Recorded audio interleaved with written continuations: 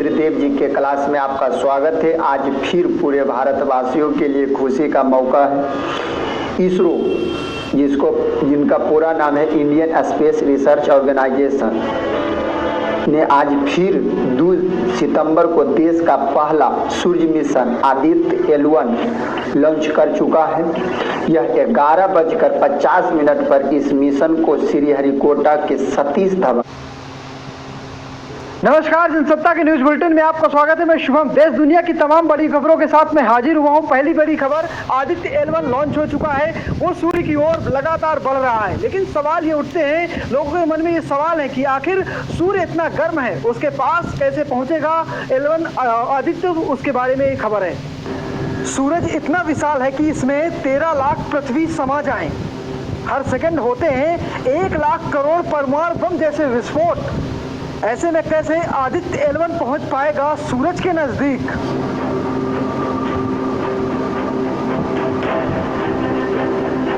सूरज इतना विशाल काय है कि इसमें 13 लाख पृथ्वी समा जाएं। ये इतना गर्म है कि 1 लाख करोड़ परमाणु बम के विस्फोट से निकली ऊर्जा भी फीकी पड़ जाए। सूरज 460 करोड़ साल का हो चुका है। इसके अगले 1000 करोड़ साल तक बने रहने की संभावना है। सूरज सोलर सिस्टम का सबसे बड़ा तारा है।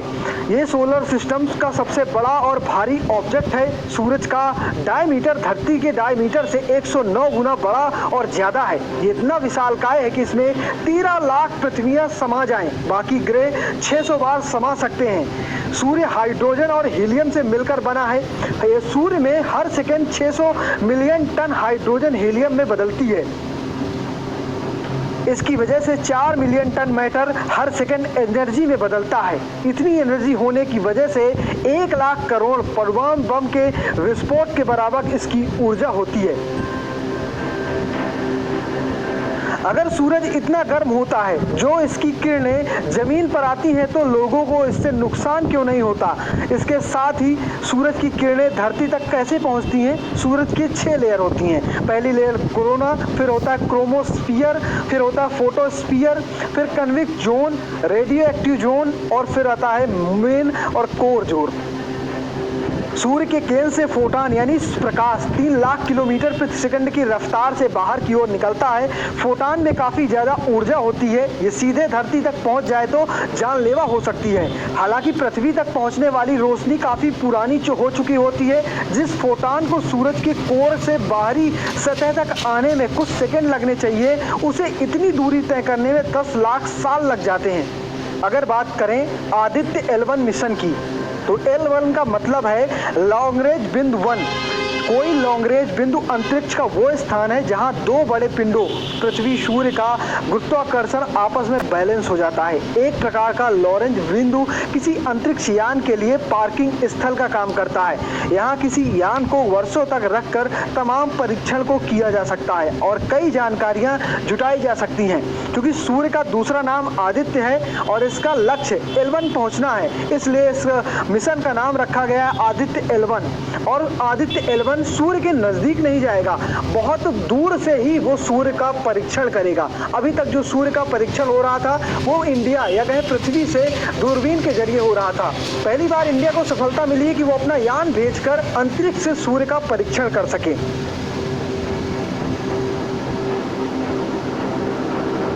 राजस्थान में इसी साल के अंत में विधानसभा चुनाव होने हैं, उसी की सरगर्मियां शुरू हो चुकी हैं। राजस्थान में गृह मंत्री अमित शाह ने जोरदार भाषण दिया। अभी हाल में MK स्टालिन के बेटे द्वारा दिए गए हिंदू धर्म पर बयान पर उन्होंने पूरे विपक्ष को लताड़ा है। क्या कुछ कहा उन्होंने, सुनाते हैं आपको। 2 दिन से आप इस देश की संस्कृति का, इस देश के इतिहास का, सनातन धर्म का अपमान कर रहे हैं। एक वित्त मंत्री का बेटा और एक मुख्यमंत्री का बेटा वो कह रहे हैं सनातन धर्म को समाप्त कर देना चाहिए। इन लोगों ने वोट बैंक की और तुष्टीकरण की राजनीति करने के लिए सनातन धर्म को समाप्त करने की बात की है। आज ये UPA कहती है, कांग्रेस पार्टी के अध्यक्ष कहते हैं मोदी जी जीतेंगे तो सनातन का राज आएगा। अरे सनातन का राज लोगों के दिल में है। उसको कोई हटा नहीं सकता। ध्यान से सुनिएगा, हिसाब मांगना है राहुल बाबा का। उन्होंने कहा कि जो हिंदू संगठन है ये लश्कर-ए तोयबा से भी खतरनाक है। टेरर के साथ हिंदू का नाम जोड़ना आपको सहमत है? अभी इंडिया अलायंस 2 दिन से मैं देख रहा हूं, 2 दिन से सत्ता आपको चाहिए, मगर किस कीमत पर सत्ता चाहिए? 2 दिन से आप इस देश की संस्कृति का, इस देश के इतिहास का, सनातन धर्म का अपमान कर रहे हैं। इंडिया अलायंस के 2 प्रमुख दल डीएमके और कांग्रेस पार्टी, इनके बड़े नेता, एक वित्त मंत्री का बेटा और एक मुख्यमंत्री का बेटा, वो कह रहे हैं सनातन धर्म को समाप्त कर देना चाहिए। मुझे बताओ भाई, सनातन धर्म को समाप्त करने के लिए आप तैयार हो क्या? अरे जोर से बोलो, तैयार हो क्या? माताएं बहनें भी बोले तैयार है क्या? इन लोगों ने वोट बैंक की और तुष्टीकरण की राजनीति करने के लिए सनातन धर्म को समाप्त करने की बात की है। हमारी संस्कृति, हमारे इतिहास और सनातन धर्म का अपमान किया है, और ये कोई पहली बार नहीं किया है।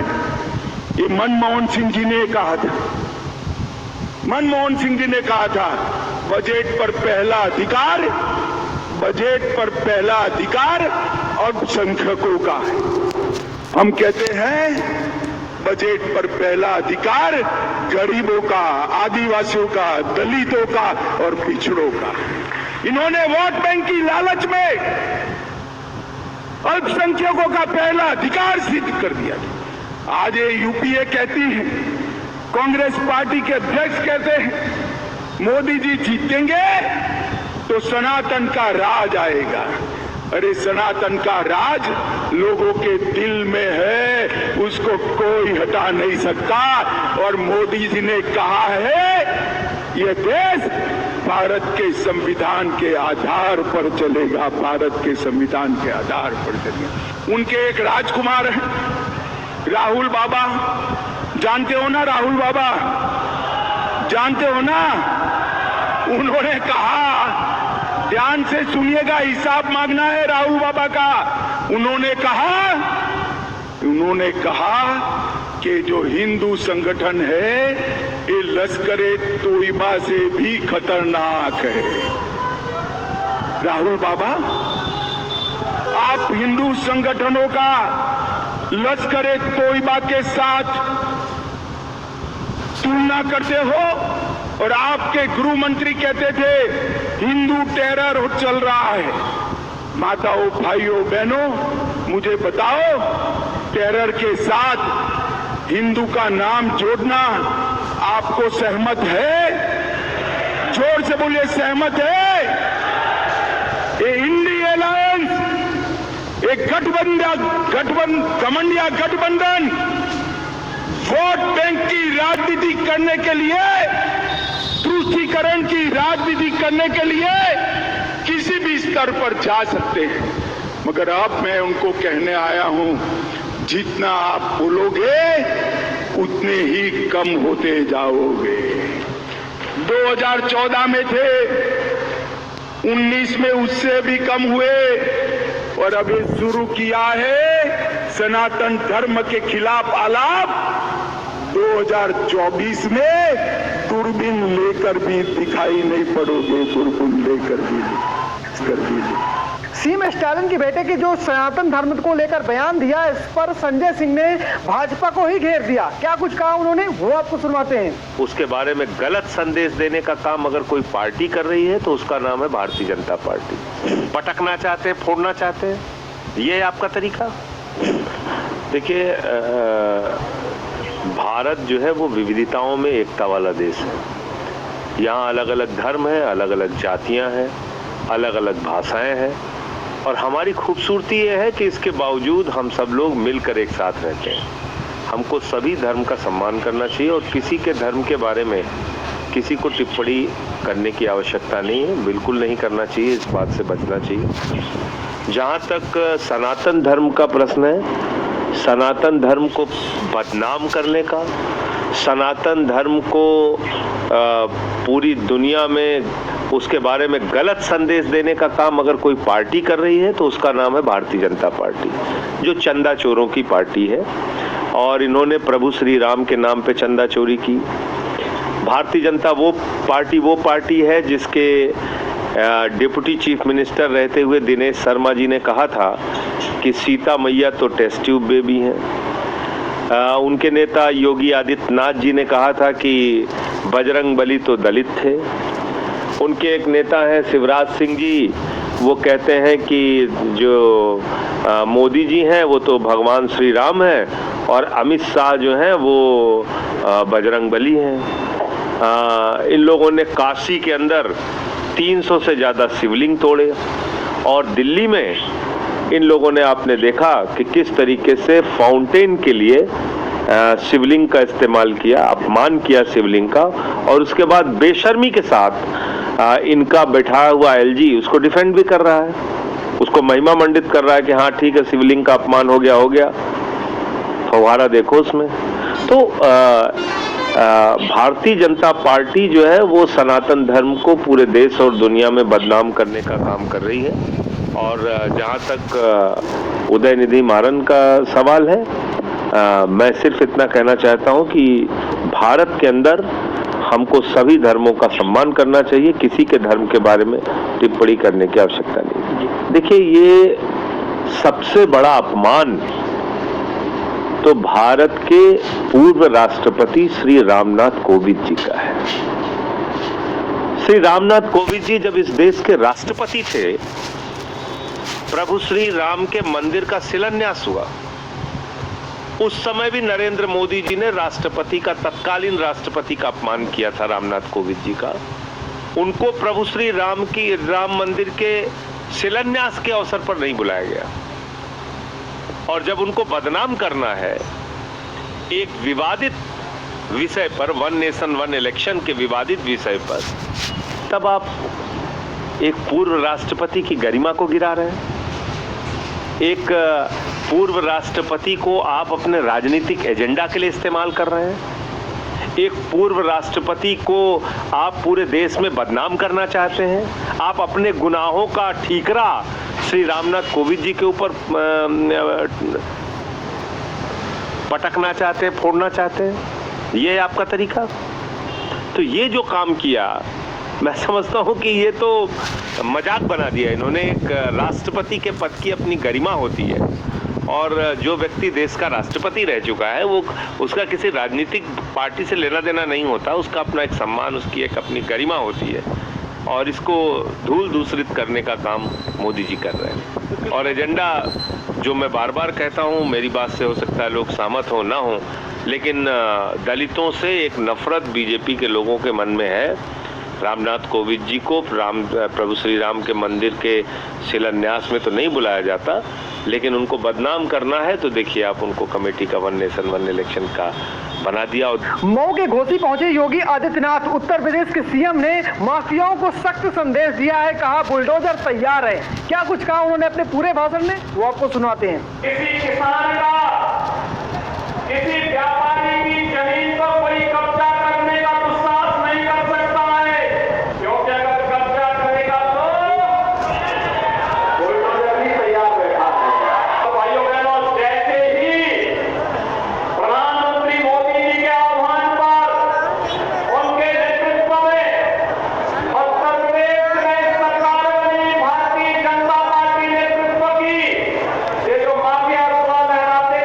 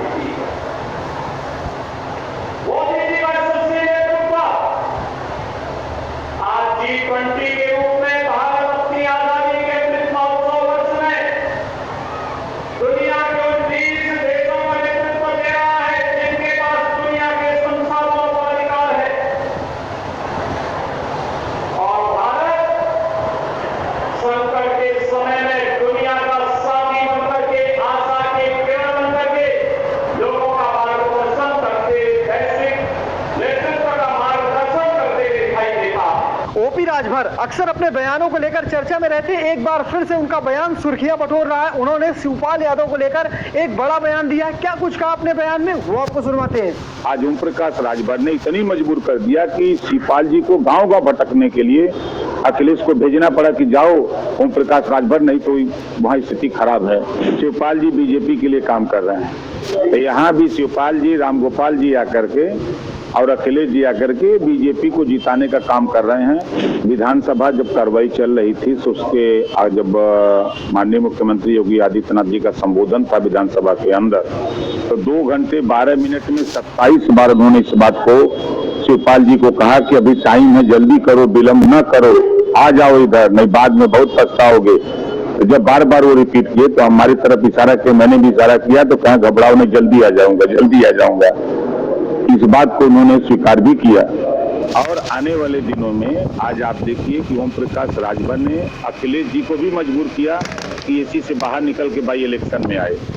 जिस शिवपाल यादव जी को 22 के चुनाव में जहां सरकार बनाने की बात थी, एक भी सभा में उन्होंने नहीं भेजा।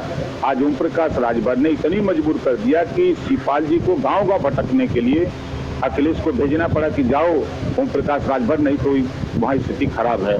फिर प्रोफेसर रामगोपाल जी को भेजा गया जो गांव-गांव भटक रहे हैं, जिन गरीबों की बस्तियों में कभी राजनीतिक जीवन में गए नहीं, तो वहाँ जाकर के वोट मांग रहे हैं। ये है। और जल्दी ही जो बातें अखिलेश जी बार बार कहा करते थे, कि जब उनको बंगला मिला, सिक्योरिटी मिली, तो वो बार बार यही कहा करते थे कि शिवपाल जी बीजेपी के लिए काम कर रहे हैं। तो यहाँ भी शिवपाल जी, रामगोपाल जी आकर के और अखिलेश जी आकर के बीजेपी को जिताने का काम कर रहे हैं, वो अपने जीतने के लिए काम नहीं कर रहे हैं। कब तक आपके साथ वो आ जाएंगे? लोकसभा चुनाव के पहले वो बीजेपी ज्वाइन कर लेंगे। देख रहे, बड़ा मामला होगा जो आपके महाराष्ट्र में हुआ है, वो घटना यूपी में होने जा रही है। ये तय है कि उनको बीजेपी में बता दो दिया, अंदर अंदर बतिया रहे हैं। प्रज्ञान रोवर को लेकर तमाम सारी खबरें आ रही हैं। बताया जा रहा है कि वो स्लीपिंग मोड में जा चुका है। क्या कुछ कहा इसरो ने अपने प्रज्ञान रोवर पर, वो आपको बताते हैं हमारी खास रिपोर्ट पे।